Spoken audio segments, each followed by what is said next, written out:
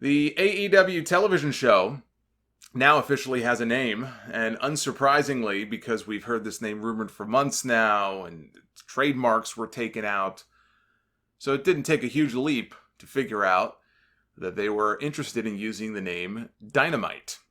Now, originally it was Tuesday Night Dynamite, and then maybe Wednesday Night Dynamite.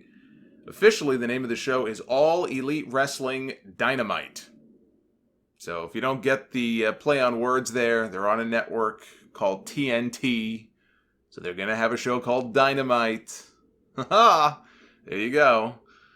I'm not even saying it's a bad name. I just, some people may not put two and two together as far as where the Dynamite name comes from. I just wanted to point that out. And it may also, I was thinking about this. It could also be a play off of the AC/DC song, TNT, which has the lyrics, I'm TNT, I'm Dynamite. And maybe it isn't, I'm just reading too much into it. But what's funny about that is that if it is a play off of that AC/DC song, is that I believe the official SmackDown song on Fox may also be an AC/DC song. During the little video graphic deal they aired for the Brock Lesnar-Kofi Kingston match, that's the song that was playing in the background. So that could very well be the new official theme for SmackDown. So a lot of love here for AC/DC in 2019. I still have love for AC/DC for the whole Highway to Hell theme for SummerSlam in 98, and that was over 20 years ago. I mean, how can you hate on AC/DC? The tag team title tournament bracket was revealed this past week to crown the first ever AEW Tag Team Champions. Tony Schiavone first revealed the bracket in the Control Center portion of the Road to TNT video series on YouTube. Love seeing Tony in that setting. It's awesome. And by the way, all this talk about, is Schiavone actually going to be doing commentary on the TNT show? He's been very coy about it. And supposedly he likes doing the producing and stuff like this. And didn't want to be in a position, he has said, where he kind of boots anybody out of the booth. So it sounded like maybe they jumped the gun in that first press release when they announced that they had signed Schiavone to this new deal, where they kind of made it sound, without saying directly, like he was going to be in the booth alongside Jim Ross on Wednesday nights. Well, Tony Khan's been asked about this, and Cody has been asked about this, and the little hints that they've been dropping, there's no way that Schiavone won't be in that booth. I don't see how he will not be in that booth come October 2nd. I don't know if they do a deal like WCW used to do. And I suggested that WWE do this when Raw first went to 3 hours all those years ago, where the first 90 minutes or so you have one broadcast team, and then you switch it up for the second half of the show.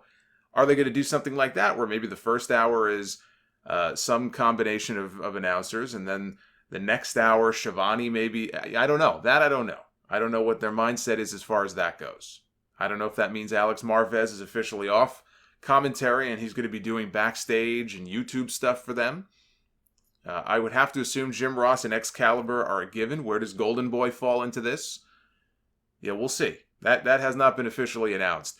But with all of these little hints and everything, and I saw Cody in that video and talking about it, there's no way that Schiavone will not be alongside Jim Ross in some capacity on that show. And that's going to be interesting to see the kind of chemistry they have. I know they've worked together many, many years ago on shows like this. But you've got effectively two play-by-play announcers.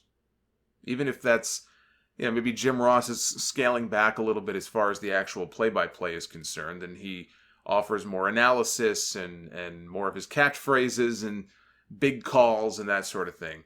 But you've got two, of the most prolific, is that maybe a good word to use, play-by-play announcers in wrestling history. Schiavone's been around for a long time. Jim Ross has been around forever. Them together working in the booth, maybe with Excalibur between them. It's going to be interesting to see what kind of chemistry they still have here in 2019. But anyway, back to the tag title tournament here. So we've got the Young Bucks taking on Private Party on week 2 of the Dynamite show on October 9th. We know that already. The Lucha Bros will also take on some action in this tournament. They're going to be taking on the team of the Luchasaurus and Jungle Boy in the first round, who are officially calling themselves the Jurassic Express. That'll be on the October 16th episode, along with SCU taking on the Best Friends, Chucky T and Trent Beretta. The winner of that match will meet the Dark Order in the semifinals, since the Dark Order has already earned a bye in the tournament. Both semifinal matches will take place October 23rd, and the finals will take place on Wednesday, October 30th, on what I'm holding out hope, will be the Halloween episode of Dynamite on TNT. You can't have a Halloween episode and not send the guy in the dinosaur mask to the finals to win the entire thing. I mean, come on. I do have to say, the Jurassic Express sounds like a description of every old couple with a driver's license in the state of Florida, and some here in New York as well. There ought to be an age limit on those who can drive, right? If there's one thing I can't stand, worse than slow walkers, it's slow drivers. I'm living in the wrong state. For somebody who has as little patience as I do for slow walkers and slow drivers, New York has got to be the absolute worst place in the world for me to be living. And I've been here my whole life. It's no wonder I'm always so angry. But I think you get to a certain age, and they just send a posse to your house to take your license away. Sorry, Grandma. Jurassic Express. They're my pick to win the titles. I have them going all the way to the finals to beat the Dark Order. I have it like this. Young Bucks over Private Party. Luchasaurus and Jungle Boy over the Lucha Bros. Then they beat the Young Bucks, maybe with an assist from LAX. Best Friends over SCU to give us the match they first teased back at Double or Nothing when the Dark Order first arrived. Dark Order over the Best Friends. And then the Jurassic Express over the Dark Order in the finals. I mean, they're easily the most popular team they have at the moment. Young Bucks, obviously, in front of that crowd, they're like gods to these people. So they're over, and the Lucha Bros are over. But the Jurassic Express, when they came out on that last show, it was amazing. The reaction they got. Luchasaurus in particular, I mean, this guy's going to be a star well beyond this one team. But they are just the most over act in this company right now. And the Bucks are going to be fine. The Lucha Bros are going to be fine. LAX now is in there. These guys, they're going to probably be multi-time tag team champions by the time all is said and done in this company. But I think for this tournament, it's got to be Luchasaurus and Jungle Boy.